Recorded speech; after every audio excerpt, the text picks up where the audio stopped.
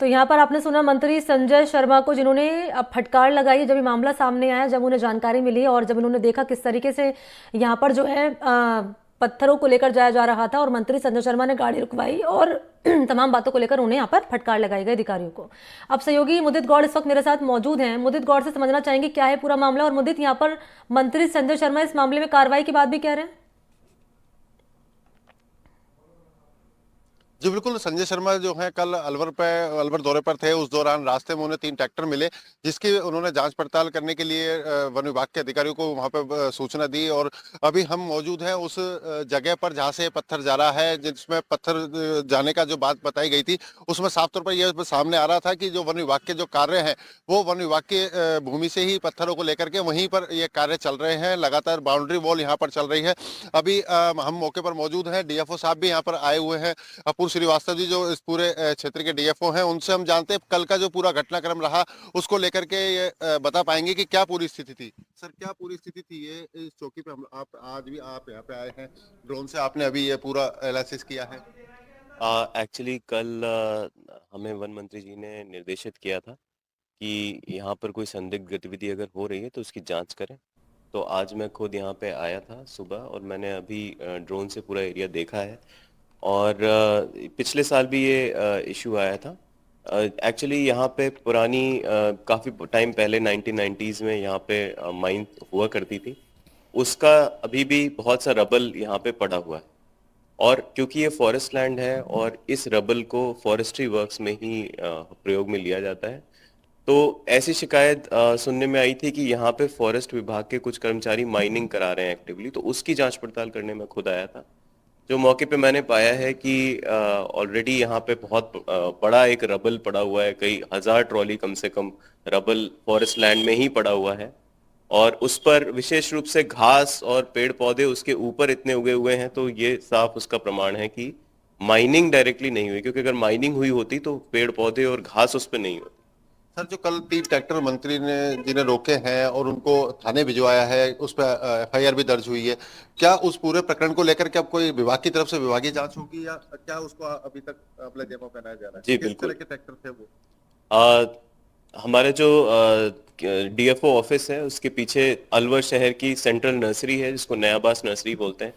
इस वक्त उस पर विभागीय कार्य किए जा रहे हैं, जिसमें उसका एक्सटेंशन हो रहा है, बेड बनाए जा रहे हैं, बाउंड्री वर्क हो रहा है। उसके लिए ही ये पत्थर जा रहा था। मंत्री जी ने निर्देशित किया, हमने जांच प्रारंभ कर दी। उसी जांच के लिए मैं आज खुद मौके पे आया था कि एक्टिवली माइनिंग तो नहीं हो रही है, कि क्या रबल से उठाया जा रहा है, कलेक्शन ऑफ स्टोन हो रहा है, या माइनिंग हो रही है। ये कंफर्म करने के लिए मैं आया था। तो मैंने पूरा जो भी एनालिसिस किया है वो मैं मंत्री जी को मिल करके और प्रॉपर एक तो रिपोर्ट प्रेषित कंफर्म क्या करूंगा हुआ है फोटोग्राफ मुझे से। जरा जान लीजिए। ये थे डीएफओ। सर, अभी पूरा कंफर्म आपने क्या किया है? पूरा एनालिसिस अगर आपने जो किया है, पूरा सुबह से आप यहाँ पे जांच कर रहे हैं, क्या पूरा निष्कर्ष निकला है अभी तक? निष्कर्ष ये निकला है कि ये जो पहाड़ी है यहाँ पे, जैसे मैंने आपको बताया 1990s में काफी माइनिंग होती थी।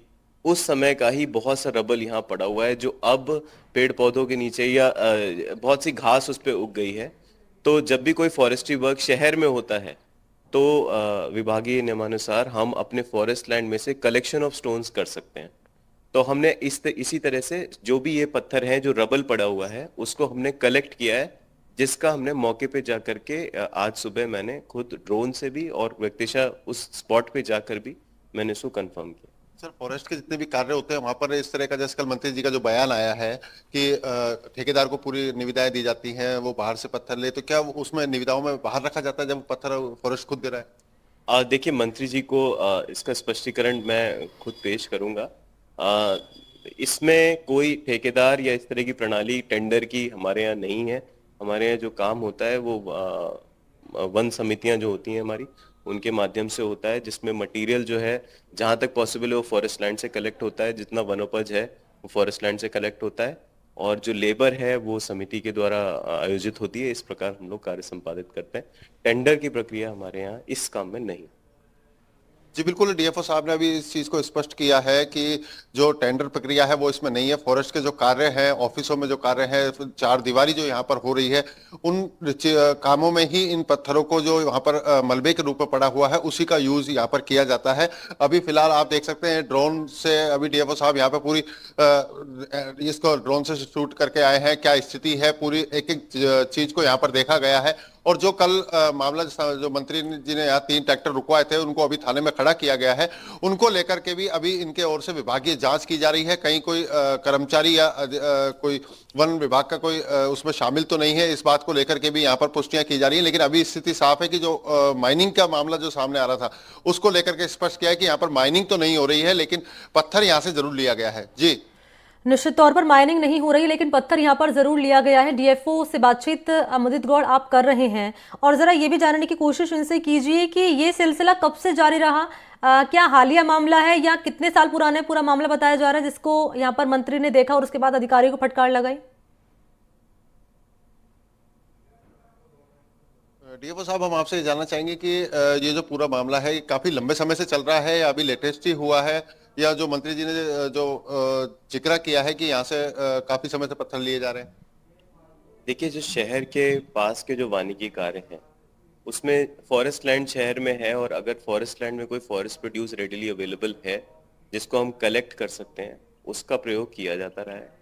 पिछले साल यहाँ इसी पहाड़ी के दूसरी तरफ एक 2 किलोमीटर लंबी दीवार बनी है भूगुर, जिसमें बहुत बड़ा इंक्रोचमेंट हटाया गया है और फॉरेस्ट लैंड प्रोटेक्ट की गई है। उसमें भी इसी रबल से पत्थर लिए गए थे। अभी जो नर्सरी का एक्सटेंशन हो रहा है या नगर वन बन रहा है, यहाँ पे जहाँ जहाँ भी हमें जैसे रिक्वायरमेंट होती है तो इस फॉरेस्ट प्रोड्यूस का हम उपयोग यहीं से करते हैं। और मुझे जरा ये भी जानने की कोशिश आप करिए, सवाल ये करिए कि मंत्री संजय शर्मा ने मामला देखा, उसके बाद फटकार लगाई, तब अधिकारी एक्शन में आए, लेकिन उससे पहले क्या कर रही थी टीम इनकी? खुद मिल करके उनको प्रॉपर्ली ब्रीफ करूंगा, और अगर कोई अभी जांच कंटिन्यूड है, अगर हमारा कोई स्टाफ जो है इसमें इन गलत चीजों में इन्वॉल्व है, अगर माइनिंग में इन्वॉल्व है, तो उसके अगेंस्ट सख्त से सख्त कार्रवाई मंत्री जी के निर्देशानुसार की जाएगी। सर, मंत्री जी ने कल ट्रैक्टर पकड़े हैं, उसके बाद आप यहाँ जांच के लिए आए हैं, क्या ये मंत्री जी के इस रोक के बाद ही ये जांच शुरू हुई है या बीच में भी आपने पहले भी इसमें कभी जांच की? नहीं, जैसा कि मैंने आपसे कहा कि पिछले साल जब यहाँ पे भूगोर में दीवार का निर्माण हो रहा था, उस समय भी ये एक इशू आया था, तब मैंने खुद इस चीज़ की जांच की थी। लेकिन अभी मंत्री जी ने कल जो मुझे निर्देशित किया, तो मैं दोबारा यहाँ पे। उसमें भी कोई खामी निकली थी किसी अधिकारी कर्मचारी की लापरवाही या? नहीं, उसमें यही रबल था जो यहाँ से 400 मीटर आगे पहाड़ी के दामन में एक बहुत पुराना पिट है 1990s का, उसमें अभी भी करीब 1000 ट्रॉली जो रबल पड़ा हुआ है जो कि फॉरेस्ट लैंड है, उसको ही हम कलेक्ट करते हैं। तो पिछले साल भी यही इशू था, तो इसको मैंने। जी बिल्कुल, ये जो पूरा मामला है ये सिर्फ फॉरेस्ट जितने भी कार्य होते हैं, चार दीवारी के कार्य हो या वन विभाग के जो जितने भी उपवन बन रहे हैं उनमें ही ये पत्थर यूज हो रहा है। अभी डीएफओ साहब ने एक चीज और साफ करी है कि अभी 1000 ट्रैक्टर पत्थर वहां और है, जिसका कभी वो जरूरत पड़ेगी तो उसका भी उपयोग को कर सकते हैं। जी ठीक है, शुक्रिया आपका मुदित गौड़, तमाम डिटेल्स इस खबर पर देने के लिए। आपने जानकारी दी महत्वपूर्ण, और बताया कि किस रूप में अब आगे मामला बढ़ता हुआ नजर आ रहा है। शुक्रिया आपका।